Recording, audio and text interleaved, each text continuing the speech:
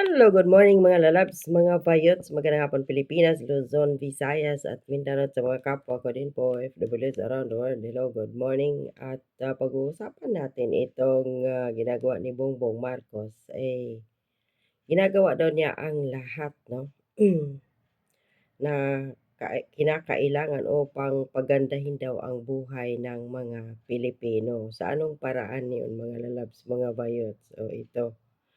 Itong si Bongbong Marcos ay nag-aalok ng pautang sa mga Pilipino, diyan sa ano, saan ba ito? Sa SSS, hmm, doon sa mga miyembro ng SSS. So ito ba yung sinasabi niyang magandang, tawag dito, buhay ng mga Pilipino sa pautang niya sa SSS? Ayan tanong. Nagpapautang ka Bongbong Marcos sa mga miyembro ng SSS, pera din naman nilang kanilang inaano diyan, iniimpok, dinideposito, membership. Hindi mo 'yun pera, daig pa ngayon.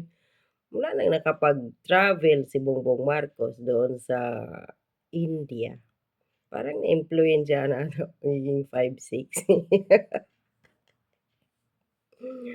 So, basahin muna natin itong saang balita ngayon 'no.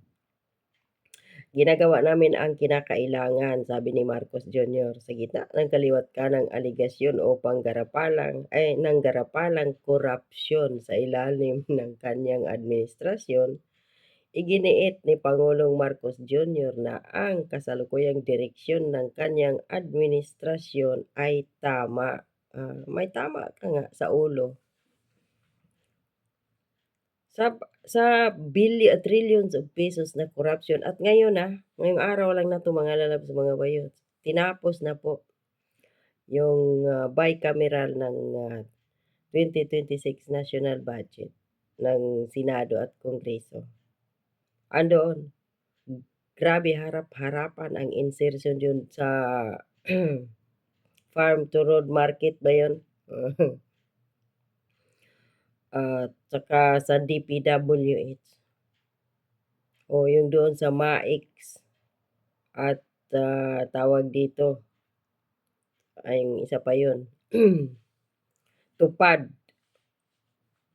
andoon pa rin yung mga insertion ang lalaki. So walang pagbabago kahit na exposed ang nakawan sa flood control projects sa taon na 'to, 2025, meron pa rin follow-up na corruption na billions of pesos din na kung siguro, susumahin mo yun lahat halos mag-isang trilyon din. Grabe. Kaya hindi na ako nag-aano nun, nakakapanlumo mga lalabs, mga bayots na grabe pa rin ang insertion ni Bongbong Marcos at nilipat lang sa ibang ahensya ng gobyerno. Tas ngayon sasabihin dito, eh, naninindigan siya na ang kanyang ginagawa ay tama.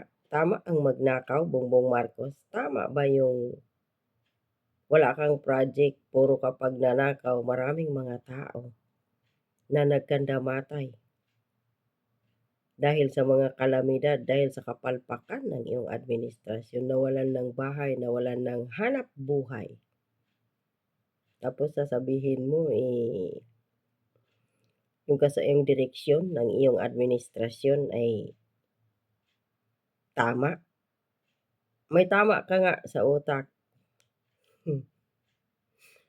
Makatarungan at yung direksyon daw ng kanyang administrasyon ay tama, makatarungan at kinakailangan. So makatarungan, Bongbong Marcos, ang magnakaw ka ng trillions of pesos. Makatarungan na maraming mga buhay ang nawala, nagkandamatay, maraming mga tao walang tirahan, walang bahay, walang hanap buhay, nasira ang kabuhayan. Tama. Ang lahat ng ginagawa mong pagnanakaw, ang kawalan mo ng, direksyon nag-iisa lang, ang direksyon lang ni Bongbong Marcos ang tama lang talaga sa direksyon, ng administrasyon ni Bongbong Marcos, yun ay limasin ang kaban ng bayan at pahirapan ang mga Pilipino at ilubog sa kahirapan at utang. Yun lang ang makatarungan yun para kay Bongbong Marcos, ang kanyang ginawa ngayong katarantaduhan, paglilimas sa kaban ng bayan at kinakailangan daw yun, tama at makatarungan at kinakailangan dahil matagal silang wala sa mataas na posisyon sa politiko o sa gobyerno ng Pilipinas kaya kinakailangan nilang magnakaw ng billions at trillions of pesos dahil uhaw sila sa pira ng sambayan ng kaban ng bayan ng mga Pilipinong taxpayers. So, tama daw yun. Kapal ng mukha nito. Kasabay ng paninindigan ni ito raw ang tamang panahon upang ituwid ang mali at pagandahin ang buhay ng bawat Pilipino. Saan? Papaano pagandahin ang buhay ng mga Pilipino at kung anong pinag-ngangak-ngak mo dyan? Ang ginagawa natin ay tama, makatarungan at kinakailangan. Ito ang ating pagkakataon dito at ngayon na ituwid ang mali. Ayan ako. Walang ituwid na mali sa iyo, no? Puro ka, ay ewan. So ngayon, ito, dahil pagandahin daw ang buhay natin, no, ito si Bongbong Marcos, nag-alok ng pautang sa SSS members.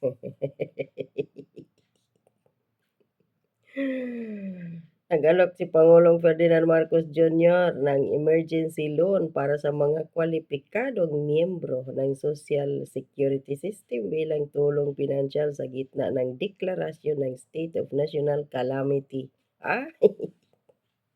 Sa ilang bahagi ng bansa, trabaho mo, Bongbong Marcos, ang tumulong sa mga Pilipino. Pagandahin ang kanilang lugar, ang kanilang mga kalsada, yung mga flood controls para hindi na sila mga housing, di ba? Kasi may 1 million housing ka every year sa iyong putangin ng Build Better More ko, no? Para BBM, Build Better More. Pero wala eh. Pabahay na libre. Total, pera din naman nila ng mga Pilipinong taxpayer. Wala na yung kailangan doon, bayaran pa. Di ba? Ayon sa Pangulo, inaalok ng pautang ay may 7% interest kada taon at may 6 na buwang moratorium o pansamantalang palugit bago magsimula ang pagbabayad. Maganda po ito kasi imbis na pupunta po kayo sa 5-6, mapasubo at malalim na utang, mayroon na kayong magagamit at ang babayaran lang ay 7% lamang. FYI BBM, hindi ka naman talagang bobo ka, no? Matagal na po nagpapautang ang SSS, hindi lang ngayon sa administrasyon mo. At kung makapag-alok ka sa taong bayan, akala mo pera mo ang ang pinang-aalok mo sa kanila, no? Para marami na naman kayong makukulimbat, ganon. Ang dami ng mga SSS members ang naka-avail, nag-loan. Noon pa man yun, hanggang ngayon. Tapos ngayon, ito yung mo, ang alok mo sa taong bayan. Wala kang ngang sinabi doon sa iyong mga pautot, ginagawa, tama direksyon ng iyong administrasyon. Kung ano yung ginagawa sa administrasyon, bagsak na ekonomiya. Kaya nga pinuntahan ka, di ba, ng CEO ng World Bank dahil bagsak ang ekonomiya ng Pilipinas ng 5.1%. Tapos, lubog sa utang at corruption. Saan gaganda ang buhay ng mga Pilipino dyan? Mahal na bilihin, krimen. Wala na halos tayong turista sa Pilipinas. Walang major infrastructure, walang blueprint sa 6 years term. So, sinabi ni ng kapatid mong si Amy, paano gumanda ang buhay ng mga Pilipino? Sige nga.